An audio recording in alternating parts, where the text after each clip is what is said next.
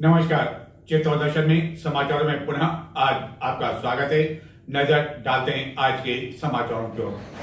चित्तौड़गढ़ जिले की बस्ती पुलिस ने नाकाबंदी के दौरान एक बस में सवार एक व्यक्ति के कब्जे से देशी पिस्टल, 4 जिंदा कारतूस, चाकू जब्त कर इस अभियुक्त को गिरफ्तार कर लिया, जो कि मध्य प्रदेश का बताया जाता है और इसे 2 दिन के पुलिस रिमांड पर लिए जाने के बाद उसे अग्रिम पूछताछ की जा रही है। चित्तौड़गढ़ के मुख्य 37 मार्ग से, जो कि उदयपुर हाईवे पर स्थित है, वहां शनिवार को न तो किसी वीआईपी का मूवमेंट हुआ और न ही यातायात पुलिस द्वारा कोई बैरिकेड्स लगाया गया, लेकिन लोगों को यह बैरिकेड्स मुख्य मार्ग पर लगाना पड़ा। आखिरकार क्यों? और इस बैरिकेड से बचते हुए कई वाहन चालक इधर से उधर जाने के लिए मजबूर हुए, लेकिन आखिरकार क्यों नौबत आई बीच मार्ग पर बैरिकेड्स लगाने की? उदयपुर मार्ग पर स्थित चित्तौड़गढ़ नगर के उपनगरीय क्षेत्र सेती में जब मुख्य मार्ग पर लोगों ने यह बैरिकेडिंग देखा तो एक बात तो उन्हें लगा कि शायद किसी वीआईपी का मूवमेंट आज चित्तौड़गढ़ में हो रहा है या यातायात पुलिस ने यह लगाया है, लेकिन जब समीप से आकर देखा तो उन्हें पता चला कि गत कई समय से यह सड़क पर खड्डा लोगों के लिए जानलेवा बना हुआ है, जिसके कारण आसपास के व्यापारियों ने जब देखा कि नगर परिषद इस खड्डे की सूद नहीं ले रही है और इस कारण कोई हादसा न हो जाए, तो उन्होंने पुलिस का यह बैरिकेड यहाँ लगा दिया। हालांकि केवल यह इस स्थान की बात नहीं है, बल्कि चित्तौड़गढ़ में अन्य कुछ स्थानों पर भी ऐसे खड्डों के आसपास ऐसे पुलिस के बैरिकेड्स देखे जा सकते हैं। चित्तौड़गढ़ नगर के कई ऐसे क्षेत्र हैं जो कि इन दिनों बारिश के दिनों में जगह जगह खड्डे होने की वजह से वाहन चालकों के लिए परेशानी का कारण बने हुए हैं। भरत बाग के समीप यानी कि रोडवेज बस स्टैंड से भरत बाग चामटी खेड़ा की ओर जाने वाला मार्ग भी काफ़ी अधिक दुर्घटनाग्रस्त हो चुका है। जगह जगह खड्डे होने से लोग परेशान हैं। नजर डालते हैं कुछ और समाचारों की ओर, लेकिन उससे पहले लेते हैं एक छोटा सा ब्रेक और ब्रेक के बाद आपको दिखाएंगे कि कोलकाता में एक रेजिडेंट महिला चिकित्सक के साथ हुए सामूहिक गैंगरेप एवं उसके बाद उसकी निम्नतापूर्वक हत्या के विरोध में देशव्यापी चिकित्सकों की हड़ताल के तहत चित्तौड़गढ़ में कितना असर रहा इस हड़ताल का, और खुले आम उड़ाई जा रही है नियमों की धज्जियां और बेचा जा रहा है बोतल एवं केन में पेट्रोल और डीजल एवं और भी बहुत कुछ। लेकिन लेते हैं छोटा सा ब्रेक।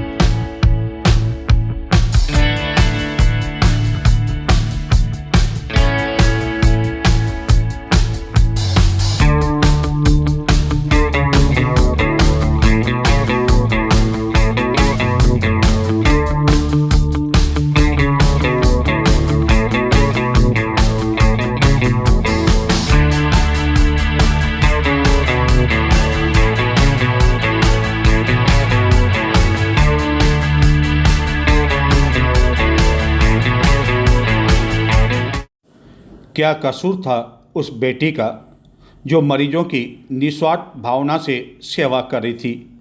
क्या कसूर था उस बेटी का जिसने सब कुछ त्याग दिया, अपना परिवार त्याग दिया ताकि मरीजों की सेवा कर सके? लेकिन दरिंदों ने उस बेटी को भी नहीं छोड़ा जो कि मरीजों की सेवा कर रही थी और उसे मौत के घाट उतार दिया। उस बेटी का कसूर केवल इतना ही था कि वह अपने आसपास रहने वाले उन दरिंदों को समझ नहीं पाई। आइए हम उस बेटी को न्याय दिलाएं और कुछ समय निकालें। 18 अगस्त को शाम को 6:30 बजे चित्तौड़गढ़ के कलेक्ट्रेट चौराहे पर आइए हम उस बेटी को न्याय दिलाने के लिए आवाज़ उठाएं। सरकार से मांग करें कि ऐसे दरिंदों को फांसी पर लटका देना चाहिए। जो कि इस तरह की हैवानियत पर उतर आते हैं। आइए इस श्रद्धांजलि कार्यक्रम में अधिक संख्या में भागीदारी निभाएं। कोलकाता की एक महिला रेजिडेंट चिकित्सक के साथ गत दिनों कोलकाता में हुए सामूहिक दुष्कर्म एवं उसके बाद उसकी निर्ममता पूर्वक हुई हत्या को लेकर पूरे देश में गुस्सा है, आक्रोश व्यापे और पूरे देश में न केवल चिकित्सक इस घटना के विरोध में सड़कों पर उतर हैं, बल्कि अन्य कई संगठन संस्थाएं भी विरोध प्रदर्शन प्रतिदिन कर रही है। दिल्ली की देश की राजधानी दिल्ली से लेकर कोलकाता में और इस घटना के विरोध में शनिवार को देशव्यापी चिकित्सकों ने पेन डाउन हड़ताल की एवं कार्य का बहिष्कार किया। चित्तौड़गढ़ में भी जिले के सबसे बड़े श्री सांवलिया चिकित्सालय में चिकित्सकों ने पेन डाउन हड़ताल रखी। किसी तरह का कोई काम काज नहीं हुआ, केवल इमरजेंसी सेवाएं ही चालू रही। वहीं निजी चिकित्सालय भी इस दौरान बंद रहे, जिसके कारण मरीजों को बैरक लौटने के लिए मजबूर होना पड़ा।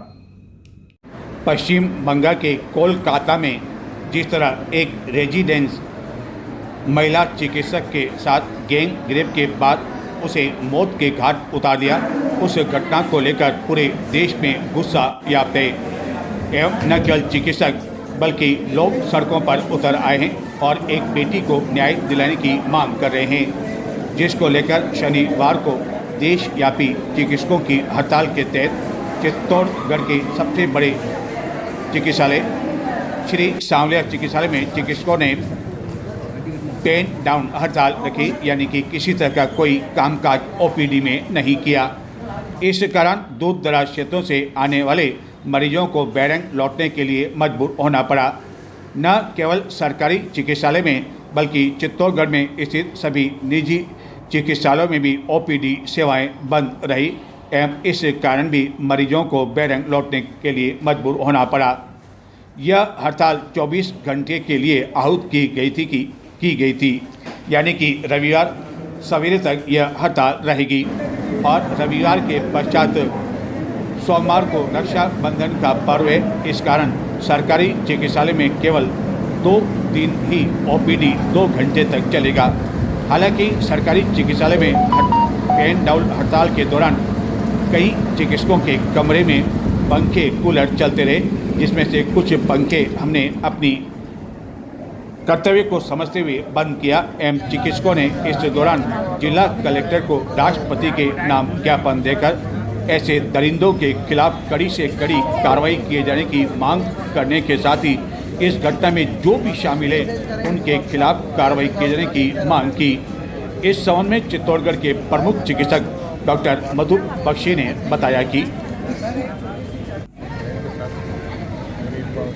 10 हत्या हुई और इतने दिन होने के बाद भी कोई कार्रवाई नहीं हुई और सारे सबूत जुटाने की कोशिश कर रहे हैं सारे लोग और अभी तक कोई कार्रवाई नहीं। सारे चिकित्सा समूह सारे जगह थे बहुत गुस्से में, क्योंकि सब कर सकते हैं, अगर सरकार चाहे तो सब कर सकती है, लेकिन अभी तक इसके खिलाफ कोई कार्रवाई नहीं।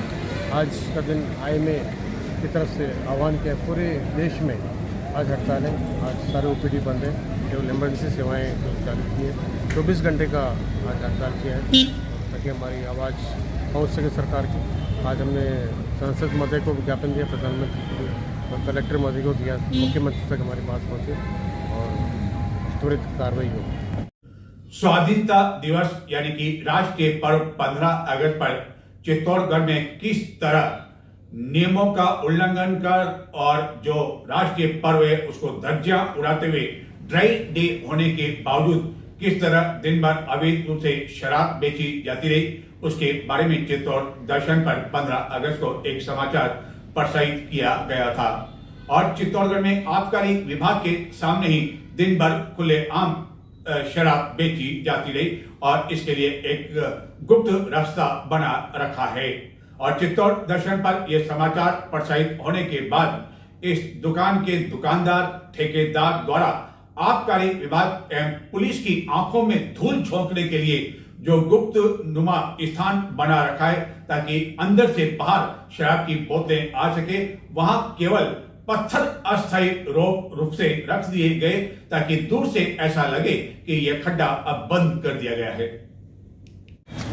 राष्ट्रीय पर्व स्वाधीनता दिवस के दिन ड्राई डे घोषित होने के बावजूद चित्तौड़गढ़ में खुले आम इसकी धज्जियां उड़ाई जाती रही एवं खुले आम शराब की अधिकांश दुकानों पर शराब मिलती रही। हालांकि आबकारी विभाग द्वारा इन दुकानों पर कागज़ से एक सील चस्पा कर दी गई, लेकिन इसके बावजूद ठेकेदारों एवं सेल्समैन ने इसका रास्ता निकाल लिया। यही नहीं, आबकारी विभाग के सामने स्थित एक दुकान पर भी दिन भर एवं रात तक यह अवैध रूप से शराब ड्राई डे के दिन बिकती रही, लेकिन आबकारी विभाग और आबकारी अधिकारी चैन की नींद सोते रहे। ऐसा लगता है कि उन्होंने इसकी खुली छूट दे रखी है।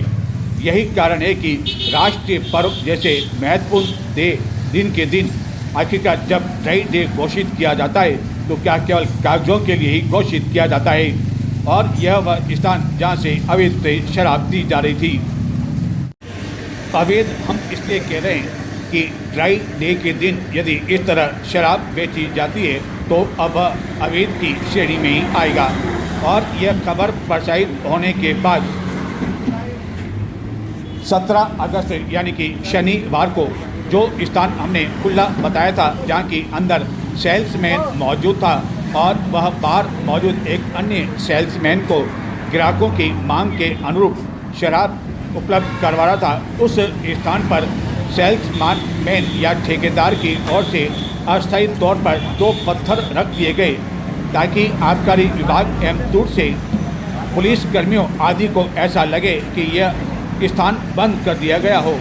और यहाँ एक मौजूद सेल्समैन अपने ठेकेदार या ठेकेदार के प्रतिनिधि को इस बारे में सूचना देने में लगा रहा कि इस स्थान को लेकर मीडिया द्वारा यह पुनः कवरेज बताया जा रहा है और उस स्थान को भी कवरेज किया जा रहा है जहाँ की यह स्थान स्वाधीनता दिवस के दिन खुला हुआ था, लेकिन अस्थायी तौर पर यहाँ 2 पत्थर लगा दिए गए और दूर से ऐसा लगता है कि यहाँ सीमेंट लगा दी गई और यह अच्छा भी लगा कि ऐसा काम किया गया, लेकिन नज़दीक जाने पर देखा कि यहाँ अस्थायी तौर पर पत्थर लगा दिए गए, यानी कि आबकारी विभाग की आंखों में फिर से धूल झोंकने का काम। और यह सेल्समैन बाद में हमारे पास यह कहते हुए आया कि फला व्यक्ति आपसे बात करना चाहते हैं, यानी कि फला व्यक्ति यह कहना चाहते हैं कि मामले को रफा दफा कर दें। और क्यों बात करना है? क्यों बात करना है? हम बात क्यों करें भाई? कौन है रतन सिंह? हेलो।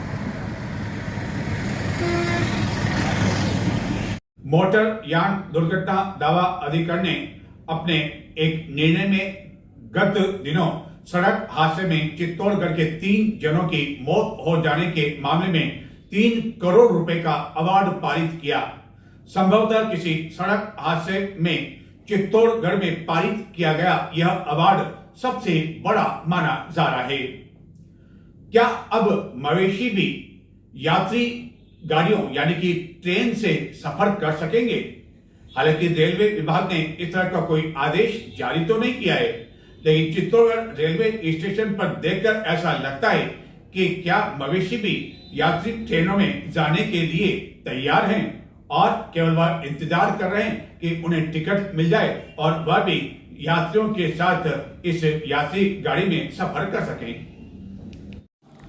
यह किसी गांव का रेलवे स्टेशन नहीं है जी, यह है वर्ल्ड हेरिटेज सिटी में शामिल हो चुके चित्तौड़गढ़ रेलवे स्टेशन का दृश्य, जहां की आए दिन मुख्य प्लेटफार्म पर यह स्थिति देखने को मिल सकती है एवं आए दिन यहां आवारा मवेशी के साथ साथ सांड भी आसानी से प्रवेश कर जाते हैं और इसी प्लेटफार्म से कई प्रमुख ट्रेनों का संचालन भी होता है। आप सोच सकते हैं कि यात्रियों के सामने एकाएक जब इतने भारी भरकम सांड आ जाए और आवारा मवेशी रेलवे स्टेशन इस प्लेटफार्म पर विचरण करने लगे तो आखिरकार यात्रियों में किस तरह की स्थिति होगी। और यहाँ दुर्ग भ्रमण के लिए आने वाले दूर दराज क्षेत्रों से यात्री क्या सोचते होंगे? क्या यह सोच लेकर जाते हैं कि इन मवेशियों को भी चित्तौड़गढ़ रेलवे स्टेशन से यात्री गाड़ियों में सफ़र करने की अनुमति मिल चुकी है और वह यहाँ केवल इसलिए इंतजार कर रहे हैं कि उन्हें टिकट मिल जाए ताकि वह वंदे भारत, चेतक एक्सप्रेस, मेवाड़ एक्सप्रेस या अन्य ट्रेनों में यात्रा कर सकें। इन मवेशियों के विचरण करते हुए तो ऐसा ही लगता है। क्या रेलवे स्टेशन पर स्टेशन मास्टर या अन्य कोई कर्मचारी सभी छुट्टी पर चले गए? चित्तौड़गढ़ नगर में तो जहां तहां इस तरह आवारा मवेशियों एवं सांड को विचरण करते हुए देखा जा सकता है। एवं चित्तौड़गढ़ में शुक्रवार रात्रि को ही मुख्य बाजार में इन आवारा मवेशियों के विचरण एवं एकदम इनके दौड़ने की वजह से कई वाहन दुर्घटनाग्रस्त हो गए थे एवं लोगों में कुछ देर के लिए अफरा तफरी की स्थिति उत्पन्न हो गई एवं इन सांडों की चपेट में आने से हाल ही में 2 व्यक्ति घायल हो गए थे, जिनमें से दोनों को चिकित्सालय भर्ती करना पड़ा और एक को उदयपुर रेफर करना पड़ा। लेकिन सबसे बड़ा सवाल यह है कि ऐसा रेलवे स्टेशन जो कि पूरे भारत में जाना जाता है ऐतिहासिक दुर्ग के लिए, वहाँ इस तरह की स्थिति यदि होगी तो अन्य रेलवे स्टेशन की स्थिति जो कि चित्तौड़गढ़ के ग्रामीण क्षेत्रों में है, वहाँ पर ऐसी स्थिति होना कोई बड़ी बात नहीं कही जा सकती है। उम्मीद की जानी चाहिए कि कम से कम रेलवे द्वारा ऐसे आवारा मवेशियों एवं सांड को यात्री ट्रेनों में सफ़र करने के लिए टिकट नहीं दिया जाए और उन्हें बाहर का रास्ता दिखाया जाए। सवाल ये भी उठता है कि आखिरकार आवारा मवेशी रेलवे स्टेशन में किस तरह प्रवेश कर जाते हैं और किस तरह विचरण करने लग जाते हैं। तो ये थे आज के समाचार। अब मुझे आज्ञा दें। नमस्कार।